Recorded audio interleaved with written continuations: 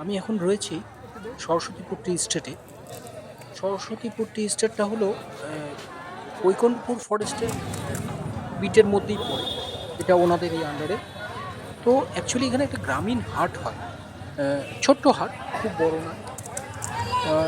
হাটে বেড়াতে এসেই এ ভাইয়ের ফুচকার দোকানে চলে দাদা এলাম।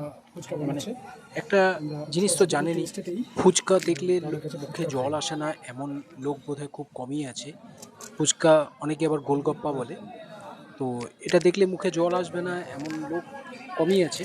তাই আমাদেরও আ সেইভাবেই মুখে জল চলে এলো। তো না খেয়ে আর পারলাম না। কিন্তু মারাত্মক টক ছিল। আমি তো সেই অনেকদিন পর আজকে দুজনে মিলে আমরা ফুচকা খেলাম। আ এটা গ্রামীণ হাট ব বলে একটু কমই পাওয়া যায়। তেমন একটা এই একটাই দোকান দেখলাম এখানে ফুচকার লেগেছে। তাছাড়া আর তেমন বিশেষ কিছু ছিল না। ছোট্ট হাট। আশেপাশে পরিবেশ দেখে আপনারা বুঝতেই পারছেন। উম ছোট ছোট হাট কিন্তু পাওয়া যায় সবই। সবজি থেকে আরম্ভ করে জামাকাপড় সবই পাওয়া যায়।